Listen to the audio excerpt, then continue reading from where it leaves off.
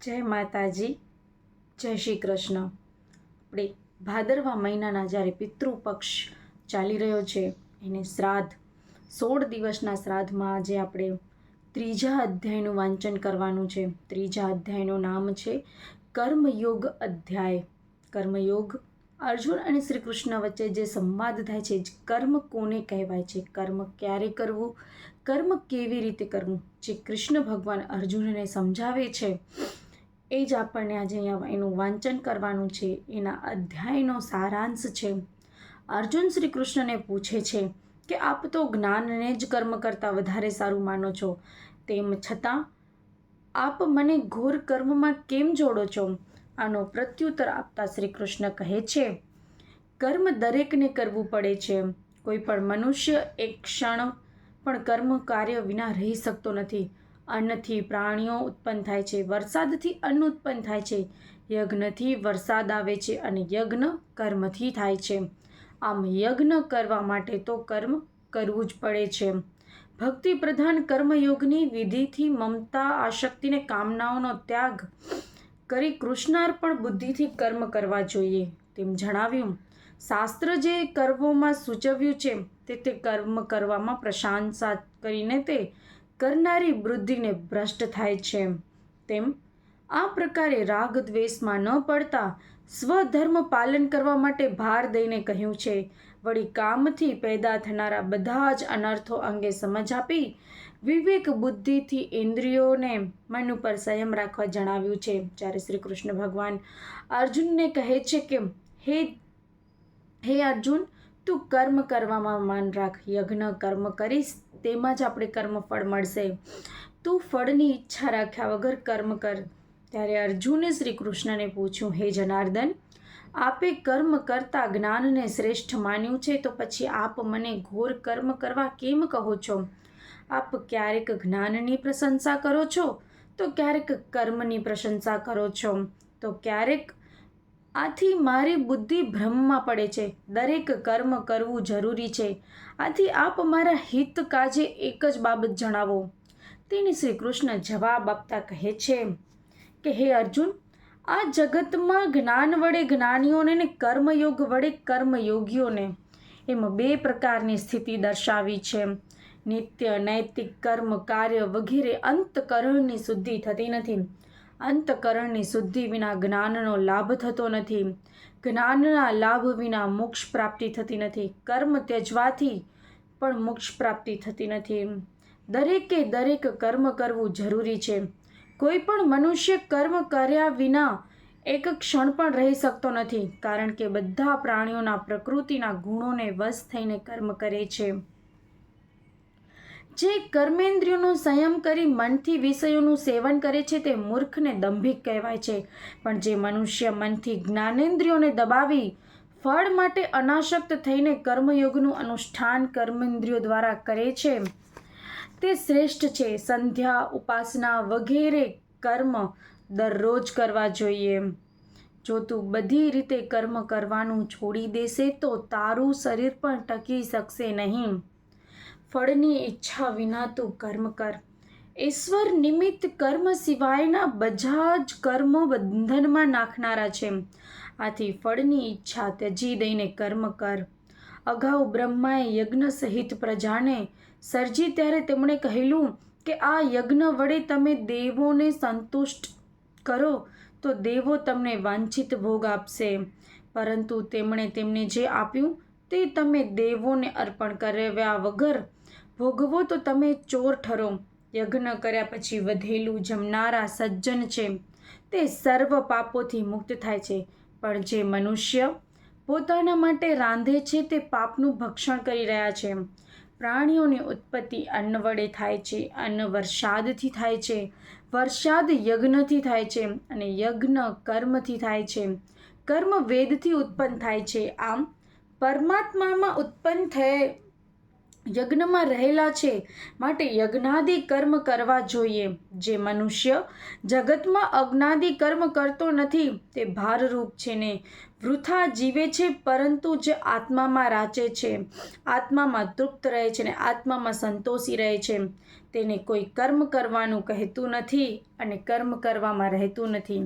જનક વૈદેહી જેવા રાજવી પણ ફળમાં અનાસક્ત રહી કર્મ દ્વારા જ ઉત્તમ સિદ્ધિ હાંસલ કરી શક્યા હતા. તેથી મનુષ્યોને ધર્મમાં પ્રવૃત્ત કરવા માટે પણ તું કર્મ કર. મોટા માણસો જે કંઈ આચરણ કરે તેનું અનુકરણ નાનાઓ કરે છે. હે અર્જુન, મારે પોતાને 3 લોકમાં કંઈ કરવાનું કે મેળવવાનું નથી, છતાં હું કર્મમાં પ્રવૃત્ત રહું છું. જો હું કર્મ ન કરું તો બધું મારું અનુકરણ કરવા માંડશે ને કર્મને છોડી દેવાથી નાશ પામશે. આથી કરીને વર્ણ સંકર જાતિ પેદા થશે ને હું વર્ણ સંકરતાનો સર્જક ને તેના અધપતનનું કારણ બનું. બધા જ કર્મો ઇન્દ્રિયો મારફત કરવામાં આવે છે. અજ્ઞાની મનુષ્ય કર્મમાં આસક્ત થઈને કર્મ કરે ને હું કરું તે માની લે છે, જ્યારે જ્ઞાનીઓએ કર્મમાં આસક્ત થયા વગર કર્મ કરે છે. પરમાત્માને પ્રેરણારૂપી માનીને કર્મ કરો. હું પરમાત્માનો અંશ છું ને તેની પ્રેરણાથી હું આ કાર્ય કરું છું એવો નિશ્ચય કરીને જે કર્મ કરવામાં આવે તે મને અર્પણ કરી ફળની આશા છોડી દે. અહંકારનો ત્યાગ કરીને શોક રહિત તું યુદ્ધ કર. જે મનુષ્ય મારા વચનોમાં શ્રદ્ધા રાખી દ્રોષ દ્રષ્ટિ વગરના થઈ અહંકાર રહિત બનીને મારા મતને અનુસરે છે, તે મનુષ્ય કર્મ કરતો હોવા છતાં જ્ઞાનીની જેમ તે કર્મથી મુક્ત થાય છે. દરેક ઇન્દ્રિયને પોતાના રાગ દ્વેષ રહેલા છે, તે રાગ દ્વેષને વશ ન થવું. રાગ દ્વેષ બંને મોક્ષ માર્ગના શત્રુઓ છે. આથી કરીને રાગ દ્વેષ જીતીને પોતાના ધર્મનું પાલન કરવું ઉત્તમ છે. પોતાના ધર્મમાં મૃત્યુ થાય તે ઉત્તમ છે. કેમ કે સ્વધર્મથી સ્વર્ગ સુખ મળે છે, જ્યારે બીજો ધર્મ નરક અપાવે છે. અર્જુને પૂછ્યું, હે કૃષ્ણ, પોતાની ઈચ્છા ન હોવા છતાં મનુષ્ય કોની પ્રેરણાથી પાપ કર્મ કરે છે? શ્રી કૃષ્ણએ જવાબ આપ્યો, હે અર્જુન, રજોગુણથી ઉત્પન્ન થયેલા કામ ક્રોધ મનુષ્યને પાપ કરાવે છે. આ બંને મહાન પાપી છે. તેને મોક્ષ માર્ગના શત્રુ જાણ. જેમ ધુમાડાથી અગ્નિ, કચરાથી દર્પણને ગર્ભ, વેષ્ટન ચામડીથી ગર્ભ ઢંકાય છે, તે પ્રમાણે કામથી વિવેક જ્ઞાન ઢંકાયેલો છે. આ કામ અજ્ઞાનીને ભાગનો સમય સુખને દુઃખમાં અંતમ આપે છે. અજ્ઞાનીએ કામ દ્વારા થનાર અનર્થનો અનુભવ હોવાથી ભોગ ભોગવવાના સમય પણ દુઃખ થાય છે. ઇન્દ્રિયો, મન ને બુદ્ધિ આ 3 કામના આશ્રય સ્થાન છે. કામ જ પોતાના આવરણથી જ્ઞાનને ઢાંકીને જીવાત્માને મૂર્ખ બનાવે છે. માટે તું પ્રથમ ઇન્દ્રિયોને વશ કર. માટે જ્ઞાનનો નાશ કરનારા કામનો નાશ કર. ઇન્દ્રિયો દેહથી અલગ છે, બુદ્ધિ મનથી અલગ છે. મન ઇન્દ્રિયોથી પર છે, આત્મા બુદ્ધિથી પર છે. માટે હે અર્જુન, આત્માને બુદ્ધિથી મહાન ગણીને બુદ્ધિથી મનને અંકુશમાં લઈને કામરૂપી શત્રુનો નાશ કર. ઇતિ શ્રીમદ ભગવદ્ ગીતામાં કૃષ્ણ અર્જુન વચ્ચે થયેલા કર્મયોગ નામનો 3જો અધ્યાય સંપૂર્ણ. બોલો શ્રી કૃષ્ણ ભગવાન કી જય. 3જા અધ્યાયનું મહાત્મય ફળ. પાર્વતીજીએ શંકર ભગવાનને અને લક્ષ્મીજીએ વિષ્ણુ ભગવાનને કહ્યું કે હે પ્રભુ, આપ હવે મને 3જા અધ્યાયનું મહાત્મય અને તેના ફળ વિશે જણાવો. એ સાંભળી અમે કૃતાર્થ થઈ જઈએ. આથી કરીને શિવ ભગવાન પાર્વતીજીને વિષ્ણુ ભગવાન લક્ષ્મીજીને આ મુજબની કથા કહી સંભળાવી. કૌશિક વંશમાં જળ નામનો એક બ્રાહ્મણ થયો. તે વેદશાસ્ત્ર જાણનાર હોવા છતાં પોતાના કર્મ કરીને અધોગતિ પામ્યો હતો. તેણે અનેક પ્રકારના વેપાર દ્વારા પુષ્કળ ધન એકઠું કર્યું હતું. તેણે આ ધનનો સદુપયોગ ન કરતા દુરુપયોગ કરવા માંડ્યો. જુગાર, શરાબ, વેશ્યાગમન વગેરે દૂષણોમાં પડી તેણે સઘળું ધન ગુમાવ્યું. તેથી કરી તેણે ચોરીના રેવાડે ચઢી ફરીથી ધન એકઠું કર્યું. એક દિવસ કેટલાક લૂંટારાઓ રાતના સમયે તેના ઘરે જઈ તેને મારીને તેની પાસે જે ધન હતું તે લઈ ગયા. આ બ્રાહ્મણ પ્રેત થયો. તે પ્રેત યોનિમાં તેના કર્મ અનુસાર ઘણો દુઃખી થઈ ગયો. આ બ્રાહ્મણને મોહ નામનો એક પુત્ર હતો. તે વેપાર અર્થે પરદેશ ગયો હતો. જ્યારે તે પોતાના ગામમાં પાછો આવ્યો ત્યારે પોતાના પિતાના મૃત્યુના સમાચાર જાણીને તે દુઃખી થયો. તેણે તેના પિતાની ઉત્તર ક્રિયા કરી. ઉત્તર ક્રિયા કરવા છતાં તેના પિતાનો પ્રેત યોનિમાંથી ઉદ્ધાર ન થયો. એક દિવસ મોહનને ત્યાં તેનો મિત્ર બહાર ગામથી આવ્યો. બીજા દિવસે સવાર થતાં તેના મિત્ર નાઈ ધોઈ સ્નાન સંધ્યા કરી ગીતાજીના 3જા અધ્યાયનો પાઠ કરવા લાગ્યો. આ સમય પહેલાં બ્રાહ્મણને પ્રેત યોનિમાંથી ઉદ્ધાર થયો.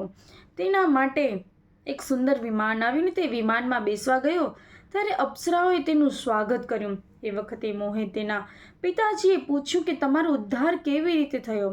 ત્યારે તેના પિતાજીએ કહ્યું, તારા આ મિત્રોએ ગીતાજીનો 3જા અધ્યાયનો પાઠ કરવાથી તે સાંભળતા મારો ઉદ્ધાર થયો. છતાં તને એક કામ સોંપું છું. મારો ભાઈ અને આપણા પૂર્વજોએ હજી નરકનું દુઃખ ભોગવે છે. તેમને દુઃખમાંથી મુક્ત કરવા 3જા અધ્યાયનો તું નિત્ય પાઠ કરજે. આ પ્રમાણે બ્રાહ્મણ પુત્રે 3જા અધ્યાયનો નિત્ય પાઠ કરવાથી તેના પુણ્ય બળે તેના પૂર્વજોનો ઉદ્ધાર થયો. સાથે સાથે તેનો મિત્ર મૃત્યુ પછી વૈકુંઠને પામ્યો. આમ કર્મ કરવાથી ફળની આશા રાખ્યા વગર કર્મ કરવું જોઈએ. ભગવાન શ્રી કૃષ્ણ કહે છે કે આપણે કર્મ કરવું જોઈએ ફળની આશા રાખ્યા વગર. આપણે કેવા કર્મો કરવાથી કેવા ફળ મળે છે. આમ દરરોજ ગીતાજીનો અધ્યાય 3જા પાઠનો અધ્યાય કરવાથી આપણા પિતૃઓ જે પ્રેત યોનિમાં જેનો જન્મ થયો છે, જેની કોઈ મુક્તિ નથી થઈ, જેને કોઈ શ્રાદ્ધ સમર્પણ નથી થયું, એને ગીતાજીનો 3જો અધ્યાય સંભળાવવાથી તેમની મુક્તિ થાય છે અને તેને વૈકુંઠ લોક પામે છે. ફરી એકવારથી તમને આજે ગીતાજીના 3જા અધ્યાયનું અને જે પિતૃ પક્ષના શ્રાદ્ધ ચાલી રહ્યા છે તે નિમિત્તે મોહિની કેતન મહારાજના જય માતાજી.